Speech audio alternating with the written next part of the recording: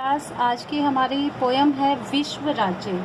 कवि है मैथिली शरण गुप्त। मैथिली शरण गुप्त की कविताएं हम पढ़ते ही रहेंगे। उन्होंने ज़्यादातर जो कविताएं लिखी हैं वो नेचर से रिलेटेड होती हैं, प्रकृति से रिलेटेड। तो यहाँ पर भी आपको प्रकृति विषय तो नज़र आएगा, किंतु उसके साथ उनकी बहुत सी कही हुई बातें समझ आएंगी। ये पार्ट जो है, ये जो कविता है आपकी, ये है कि ये पूरी दुनिया आज के समय में आप देखेंगे हर देश कहीं ना कहीं किसी दूसरे देश के साथ झगड़े में उलझा हुआ है, चाहे हमारा देश है चाहे कोई और देश है। तो कवि वो स्वप्न देख रहा है जब पूरी दुनिया अपने आप को एक परिवार समझेगी और एक साथ रहेगी। इस भावना को भारतीय दर्शन में कहते हैं वसुदैव कुटुंबकम, यानी कि पूरी जो दुनिया है वह एक परिवार है। तो कवि भी इस कविता के माध्यम से यही बताना चाहता है कि पूरी दुनिया एक है, हम उसे अलग अलग ना देखें, क्योंकि जब हम अपने अलग अलग देशों को, अलग अलग कंट्रीज को बांट देते हैं सीमाओं में, तो उसके बाद क्या होता है, उसके बाद सारे लड़ाई झगड़े युद्ध शुरू होते हैं। तो जब हमारे मन से ये भावना हट जाएगी और हम मानवता को सबसे ऊपर रखेंगे, इंसान को सबसे ऊपर रखेंगे, तो शायद हमारे ये लड़ाई झगड़े भी खत्म हो जाएं। कहो तुम्हारी जन्मभूमि का है कितना विस्तार। कवि आपसे पूछता है कि बताओ तुम्हारी जन्मभूमि कितनी फैली हुई है। भिन्न भिन्न यदि देश हमारे तो किसका संसार। और यदि हम बोलते हैं कि ये पूरा दुनिया हमारी जन्मभूमि नहीं है, अलग अलग देशों में बटी हुई है, तो फिर हम क्यों बोलते हैं कि संसार हमारा है।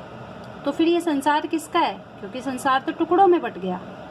धरती को हम काटे छाटे, इस धरती को हम काट छाट रहे हैं, तो उस अंबर को भी बांटें। तो क्या आकाश को भी बांट। धरती को तो हम काट छाट देते हैं, टुकड़ों में बांट सकते हैं।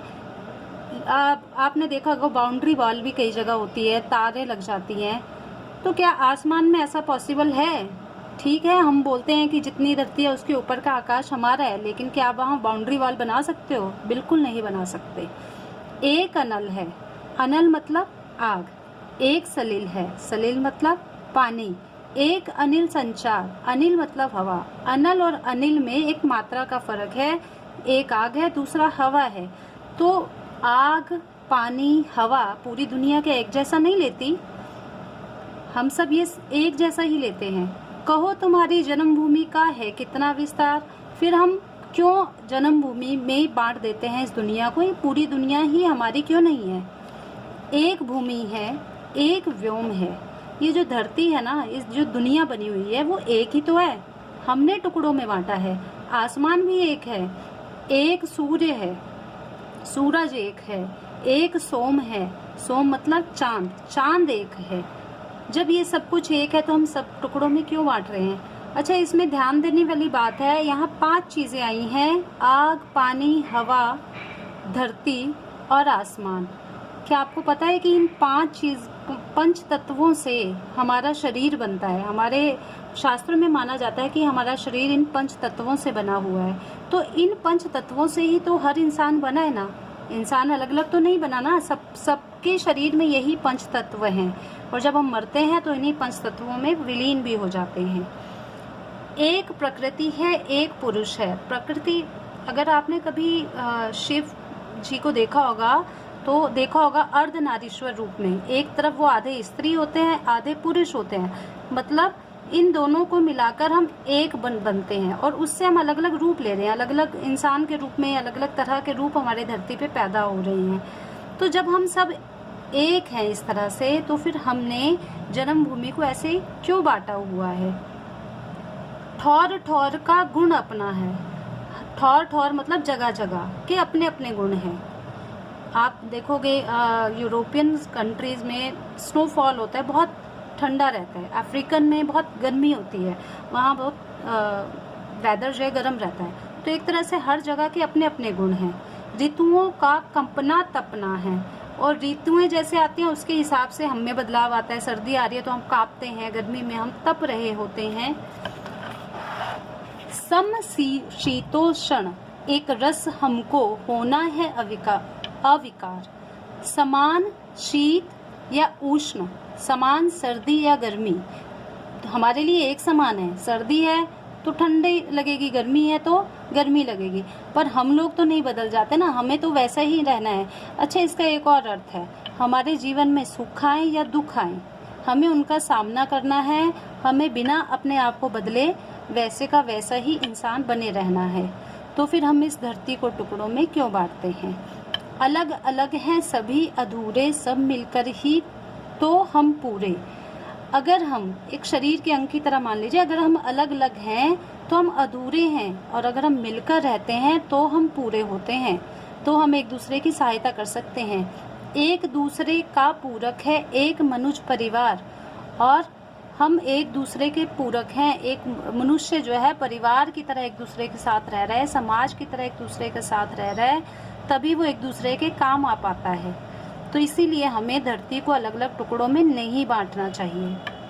स्वर्ण भूमि यदि अलग तुम्हारी, तो हम भी लोहा युद्धधारी। मतलब एक बोलता है कि मेरी जो जन्मभूमि है वो बहुत ही सोने से भरी हुई है, बहुत अमीर है। तो दूसरा कहता है कि हम भी युद्ध करने के लिए हमारे पास भी सब कुछ है। तो इस तरह से हम क्या कर रहे हैं? हम आपस में लड़ने के लिए युद्ध की तैयारी कर रहे हैं। कैसे हो सकता है फिर इस विग्रह का परिहार? तो फिर इस झगड़े का, विग्रह मतलब झगड़ा, परिहार मतलब समाधान, तो इस झगड़े का हल कैसे होगा, समाधान कैसे होगा? परित्राण एक मंत्र है, विश्व राज्य जो लोकतंत्र है, तो इसकी रक्षा करने का एक ही मंत्र है कि पूरे संसार को हम लोकतंत्र मान ले, लोगों का राज्य मान ले, अलग अलग सीमाओं में मत बांटे। सब वर्णों का, सब धर्मों का जहाँ एक अधिकार, और इस संसार पे सभी वर्णों का, सभी तरह के अलग अलग रंग के लोगों का, सभी धर्म के लोगों का एक जैसा अधिकार माना जाए। और एक देह के विविध अंग हम, और ये मान ले कि हम लोग एक शरीर के अलग अलग अंग हैं, तो जिन्हें सुख दुख में एक साथ काम करना है। तो इससे क्या होगा? लगे एक के क्षत पर सबको स्नेह लेप 100 बार। अगर एक को घाव हो जाए, एक को तकलीफ हो, तो सब उसे अपने आप प्रेम का लेप लगाएंगे। तो क्या होगा? अगर हम पूरे संसार को एक मान ले, पूरे संसार को मान ले कि सभी इंसानों का लोकतंत्र है, ये विश्व का राज्य है, सबका राज्य है, तो हमारे जितने युद्ध हैं, जितनी लड़ाई झगड़े हैं धर्म के नाम पर, जाति के नाम पर, सीमाओं के नाम पर, वो सब खत्म हो जाएंगे। तो ये स्वप्न जो मैथिली शरण गुप्त ने देखा था, इसे पूरा कब कर पाएंगे ये तो नहीं पता, लेकिन हाँ, स्वप्न देखने के लिए मना नहीं है।